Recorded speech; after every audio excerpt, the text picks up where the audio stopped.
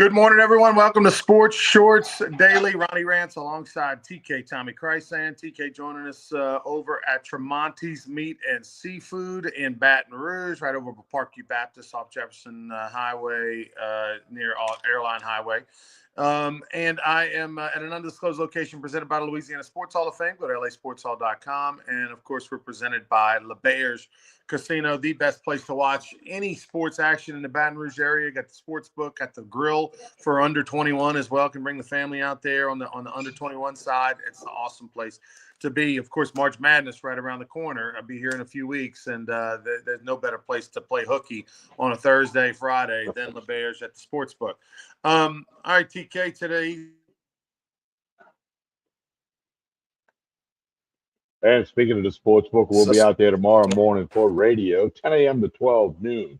Ronnie, Hunter, myself, Joel Davis, the gang, radio, ESPN Radio, Baton Rouge, Lafayette, Lake Charles. But we're live and in color in the sports book you were just talking about tomorrow morning. Come by and say hello. Major League Baseball and ESPN decide to forego the last 3 years of their deal. We'll get into that. That's a surprise. LSU women, by the way, get a win last night. Get back in the winning column at home. Dominant win against Georgia. So Kim Mulkey's squad still with just 2 losses on the year at Texas and at South Carolina. LSU baseball announces that no Sunday games this weekend. They'll play 2 on Saturday, 12 and 5. In the pitching rotation will stay the same as last weekend. We'll dive into that.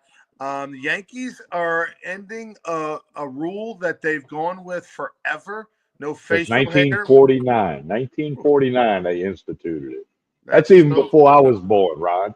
No, that's a long time ago. And I got to tell you, that's a surprise. The Yankees are getting rid of their facial hair policy, and as one of the few policies I liked. I thought it was kind of cool that they were staying with the old school. But I guess if you're going to pay guys $500 million in a contract and they want to wear facial hair, you're going to let them.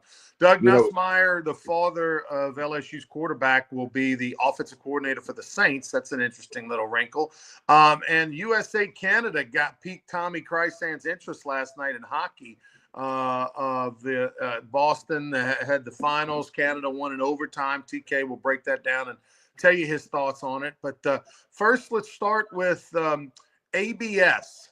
What is ABS besides sounds like I need to run to the restroom? No, it's the automated ball strike system that they're using in spring training in Major League Baseball. And you had your first challenge the other day that was overturned. Here's the little rules on it. You get 2 challenges a game. The only people that can challenge are the pitcher, catcher, and hitter. And you have to do it immediately. You can't look in the dugout and have like one of them signal, hey, chap, it's got to be done immediately. Well, one of the Cubs pitchers in the game against the Dodgers yesterday pounded one on the bottom of the zone. It was called a ball. He immediately asked for a challenge, and within 17 seconds, they changed it to a strike because the ABS system showed that it clipped the bottom of the zone just ever so slightly, but it did. So only the pitcher, catcher, and hitter are going to use it in spring training. It's not going to be in the regular season yet. I think it's coming. And, of course, they asked both players and the managers and all that. And they said, hey, it was, it is what it is. I mean, kind of goes back to money again. You're paying all this money. You want to get the call right, So there's like 10. There's ballparks that have 2 teams at it in spring training. But there's like 19 parks that have this in. Every team's going to get to use it at least a little bit in spring training. Then they're going to compile the data, and then they're going to go through it, and they'll vote on whether they put it in. And it would have to be agreed upon by the Major League Baseball Players Association. How about this, Ronnie? Last year, AAA baseball, in the league that they used this challenge system, last year in the minors, 51% of the calls challenged were overturned. Doesn't surprise me. Let me ask you this, TK. Right now, the rule is that each team gets to use to challenge twice per game. Okay. What about if you challenge twice and you're correct? Do you get to keep your challenges? Yes, but you don't get any additionals if the game goes extra innings. Okay. So if you expire them, and then you get. Go ahead. As long as you're correct, you can keep challenging. You can challenge 1 million times in a game. Right. As long as you're correct. Yeah, and then there'll be strategy in there. Like, do you want to challenge in the second inning of a nothing game? Maybe not. for the eighth inning game. The ball, is it ball four or not? Eighth inning of a tight game. So it's kind of like the challenge in the NFL is a time when you maybe go, hey, we don't need to waste that right now. It's a work in progress. It may get tweaked as you go forward, but it's kind of historical because they've talked about this for years.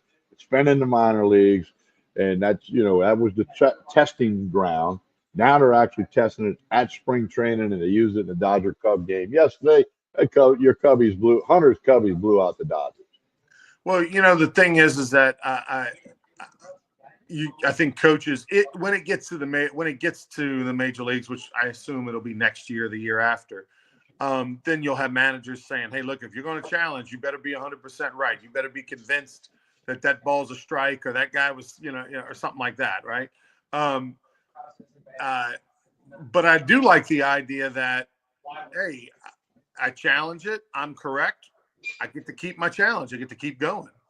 Well, and the thing I don't know, that the only wrinkle, if you will, is it must be done immediately. What's the definition of immediately? That's not defined, It's and open for interpretation. it has to be the pitcher, catcher, or batter. So like I mentioned a minute ago, you can't peek in the dugout and have somebody go, "Hey, challenge that," or the second baseman can't say, "Hey, I want to challenge that."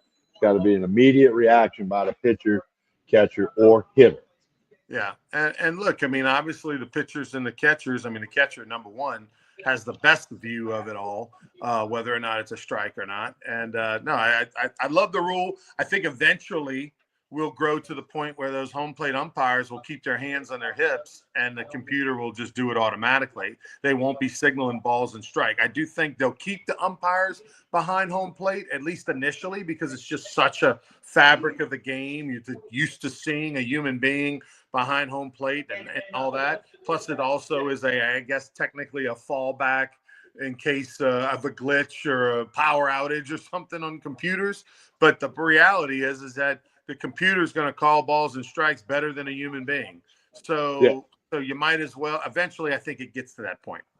Well, in a breaking announcement, the Ruger will not use the ABS system at Yeah. Pete Goldsby Field this summer. I don't know that we got the budget to put that in at the gold mine. I like the new campaign that Ruger started there. Right.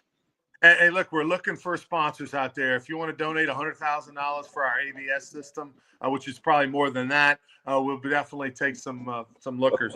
Some other sports news. Of course, we mentioned LSU women's basketball got back on the winning side. Kim Mulkey squad last night. The men have won 2 in a row. Hey! Let's shut it down now and just celebrate.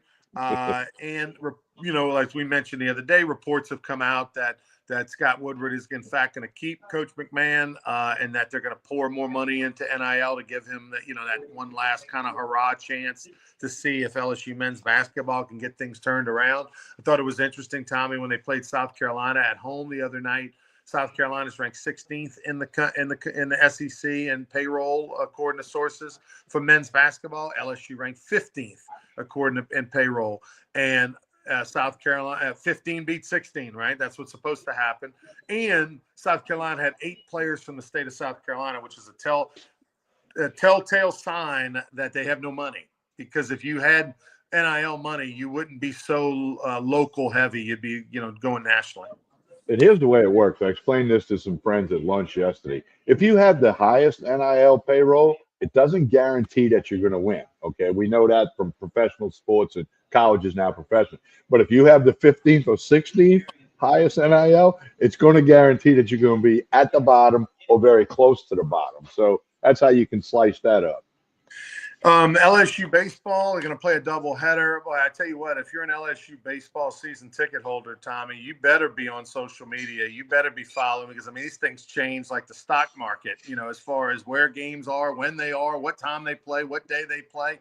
I mean, this ain't for the old school. If you're an old school person and you're like, I don't do social media, well, you're going to show up to the ballpark sometime and there's not going to be a game, because these things are moving around like crazy. They got your season ticket money, so therefore they have the right to move it whenever they want. You got to figure it out. But put it by this way, Ryan, I don't know if you can see the screen, but you got a purchaser for the ABS system for the Ruger. There you go. Who we got? Your mom said she'll put it in her will. Yeah. The So I only always problem is mom's appreciate. gonna live to be 100, and she's a young Yeah, lady. well, it's no problem. I always appreciate your mom's Yeah, comments. maybe She's a Madison, my big fan daughter, of the show. Guru will have it. I don't know. Yeah, she's a bit. Your mom's a big fan of the show. That's right. We appreciate mom hanging out. She's over at the beach. TK, it wouldn't be a bad idea to be over at the beach right now. In this weather? Well, I mean, just sitting on the balcony. She's not on the beach, sunbathing, Okay. but just looking at the ocean, and you're looking at me. So she's winning. She's looking at the Gulf of America. That's right. The Gulf. That's right. That's Ah, I exactly. got you there, huh? Yeah, that's exactly right. According to Google. So the New York Yankees. Let's go to this rule real quick. 1949, the year my dad was born. The Yankees implemented a no facial hair policy, which has kind of been the model of sports, right? As everyone else, and even through the 60s and 70s, when the beards and the hippie look and all that was in, the Yankees were short haircuts, facial hair, like that was their rule.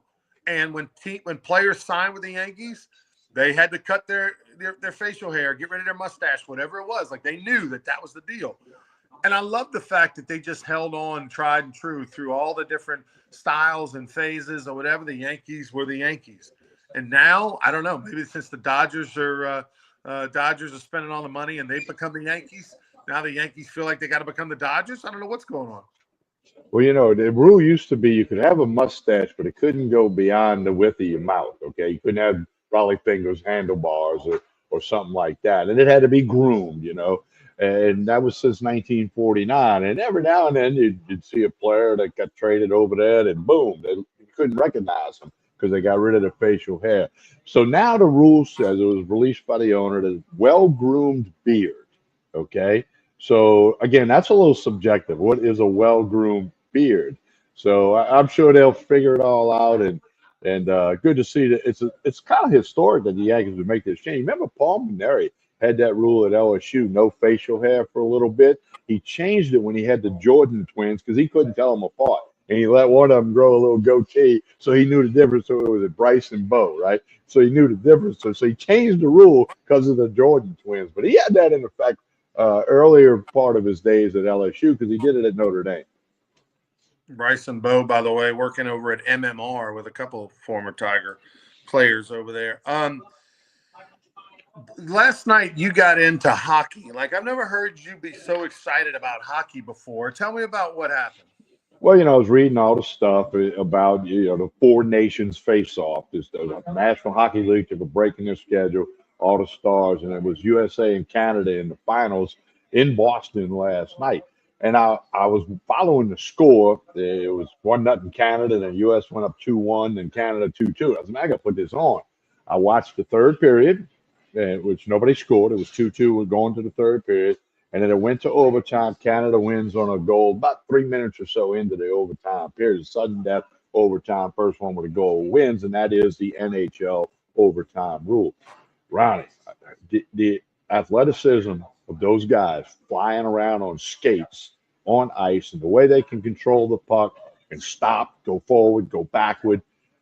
They might be the greatest athletes in the world. I know there's an argument for NBA players, an argument for linebackers in the NFL as being the greatest athletes in the world. When I watched the goalie for Canada, 6'6", 245, okay, and athletic as could be. The goals aren't that big, okay, because the puck's only that big. I enjoyed watching it. I enjoyed it, and I know a little bit about icing and the blue line. You can't have anybody pass the blue line until the puck's there. I know a handful of rules. I'm no expert. I couldn't explain it to anybody, but I enjoyed watching it last night. I was pulling for the USA, go red, white, and blue. That didn't work out, but it was interesting. And also earlier in the week, they're talking about maybe an NHL expansion team to New Orleans. Would they play in the Smoothie King Center? Is that big enough to put a 200-foot ice rink in? I don't know. I mean, my first thought was, no, New Orleans, you don't need hockey. Then I'm thinking, well, the newness would be good for a little while. And then if they win, it would be popular because everybody loves a winner. But I don't know. I don't know. That might be just the first comment, and it may not ever happen. But I don't know that New Orleans could support, the Saints, the Pelicans, and a hockey team. Yeah, I'm not sure if it would work or not. obviously you have the Zydeco currently right now, minor league hockey at the lowest level and independent minor league hockey at the lowest level in Baton Rouge. And you have a hockey team in Shreveport, Bossier, another minor league hockey team over there. You've had success back in the 90s and early 2000s in Lafayette with the Ice Gators. You had the Brass in New Orleans for a minute. That didn't work out. You had the Kingfish for about 8 years or so back in the day in Baton Rouge in the late 90s, early 2000s. That didn't work out. Lake Charles had a hockey thing for a minute. So Monroe currently has a hockey deal too, a brand new, the first year that they played at the lowest level. I don't know if inherently there's enough people, population, corporate sponsorship, and love of the game in order to do what you need to do financially to keep an NHL team in New Orleans. You say, well, wait, Ronnie, you got hockey teams in Florida. Yeah, you got transplants in Florida. You got people that grew up in the North and live in the South, and so that love hockey. And, nobody from Florida is from Florida, or a lot of people aren't. So, it's a different kind of deal. I think New Orleans would struggle. I mean, you just look at the NBA. I know we think of the New Orleans Saints franchise and the fans as a model franchise, but prior to Katrina, the Saints were we're not doing well. And we're always talked about as the possibility of Tom Benson moving them to San Antonio. I mean, that was around for 20 years. So we forget about the history of the Dome and the franchise and all that. And so I don't think it's a lock that if the NHL came, it'd be successful. I can tell you that watching it in person is better than watching it on TV, in my opinion. You get to appreciate the speed, the size, the quickness, the entertainment, the vibe, the energy of the building, all that kind of stuff versus watching it on TV. Now, last night was special. That's one of the most viewed hockey matches of all time. USA and Canada and all the off-ice issues and Trump calling out Trudeau and Trudeau, calling out Trump and all the back and forth. That gave that match, that game, more juice than it even normally would have had. And so therefore people like yourself watched it. But I don't think that it would work in New Orleans. Prove me wrong. Love to see a major sports franchise in New Orleans, another one, but I just don't believe in it.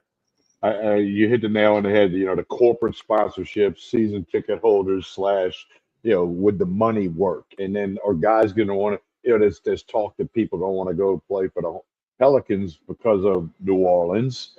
And would that happen with hockey? I mean, the Saints are, they got their claws dug in. They're not going nowhere. And we'll see. I don't think it would. My initial reaction is it wouldn't work. Speaking of the Saints, got a new OC, sort of interesting. This had kind of been bannered about. Doug Nussmeier had been the quarterback coach for the Philadelphia Eagles. Obviously, their offensive coordinator came to be the head coach of the Saints. Bam, he got a promotion. He's been an OC before. Kind of neat that his son is 60 miles an hour away and LSU. I don't know if that'll help him play better. I don't know if that means that the Saints are the front runner to sign him. I don't know what all it means, but it's kind of a neat story. Yeah, Doug Nussmeier, Garrett's daddy, he played college ball at Idaho. He was on the Saints roster from '94 to '97 as a backup quarterback, and then he bounced around a couple of teams in the NFL as a backup before being done. He's coached all over the place, Ronnie. The Canadian Football League. He's coached college at numerous stops, lots of stops in the NFL. One of those guys whose resume, I always joke. Some people remember Lynn Aberney. His resume was like that. He changed like every other year for 25 years. But Doug Nussmeier will be the offensive coordinator. I assume that means he calls the plays, with the head coach, being the head coach. So we'll see how that plays out. And it's kind of cool because his son, Garrett, will be the starting quarterback for LSU against Clemson when they open up this fall. So Saints have an offensive coordinator. The MLB and ESPN are severing their relationship. This is a little bit shocking. Because they mutually agreed upon it that they had 3 years left on a deal after this year, and MLB wasn't happy with ESPN's lack of coverage and the fact that they want to be the premier property and have more coverage. And ESPN, I guess, agreed. Maybe they don't have enough sponsorship. Maybe their expenses are too much, and they're doing the numbers. And they're like, you know what? If you'll let us out of it, we'll take it. And so MLB and ESPN are going away. I don't know what it says. I don't know if this says if this is more about MLB or more about the problems at ESPN. I think it's about the problems at ESPN, because again, they agreed to come out of there. It's not like this was, a big debate or something. And they're foregoing 3 years at $550 billion. I mean, that's a lot of money. And, I subscribe to the MLB package where you get every game, home broadcast, away broadcast, whatever. And I've done that for years. And my subscription renews in next week, I believe. So I, I mean, it's going to go to that. It's going to go to the streaming. The NFL tried with the Peacock and the Amazon stream only. Sooner or later, the MLB is going to get to that. And the other thing, they've had a lot of problem with some regional television networks across the league. There's been some issues. That Diamond Valley thing went bankrupt or whatever. And now, the Astros have their own network now, the hometown sports network, whatever you call it. So it's the landscape of televising MLB has changed, and this is the shocker that ESPN would say, "Hey, that's it. MLB, it's going to be more stuff on their network, which has grown significantly. The MLB network." I was listening to that this morning, listening to some stuff while I was getting ready to come on over here to Tremonti. So it's a little shocking about ESPN, but if you dive into it, you kind of figure it out. Well, here's the thing is that you mentioned on one hand, you got all these problems with MLB, with all these regional networks kind of struggling financially and dying. So why would they want to give up a sure thing revenue source? And on the other hand, you got ESPN, who we know they're hemorrhaging money and they've whacked some things, but yet at the same time, they got so many entities, they need programming. And for them to walk away from it says, hey, they don't value that relationship like they used to. And so what does this mean? Does this mean Netflix, who's entered into sports now? Does this mean Amazon? Does this mean Peacock? Does this mean they're going to make a bigger play to maybe pick up that? To me, I don't think Major League Baseball goes to ESPN and tries to walk away unless they got a bird in the hand. I got to believe we're going to hear an announcement of a new deal. Well, and Apple has a thing too, like a Friday night MLB game where the only way you can watch it is if you're an Apple subscriber. So that's where the world's going. It's been doing this for like a decade now, slowly but surely into that direction. And that's what's happening with MLB. Hey, I got an right idea, now. Tommy. How about we just pay one price monthly to some entity so that I can get all the games on all the different apps? Oh, wait, that was cable. Now that's going away, and now I got to go slice it up individually. I mean, like, unbelievable! What a pain in the ass. It's like some. We had figured out the model. We had figured out the model that works and is the best model, and then now we're taking a step back and we're going backwards. We're going to look back on, man, remember the 90s and the 2000s, the early 2000s, how awesome that used to be. You used to be able to get all the channels for one price, and those days are gone, and they're forever. It obviously is. Well, the internet eliminated cable TV for all intents and purposes, okay? And I don't think it'll ever eliminate linear TV, but I think the face of linear TV is going to change. Here's what you're going to have, Ronnie. You're going to have it's going to go back to what it did in the 90s when I announced LSU basketball on cable TV, LSU Ole Miss, LSU Vanderbilt game. The game was recorded on like a Wednesday night, and it didn't air till Thursday night. That was back in the day, early days of the Pelican. And I announced I was a play-by-play guy.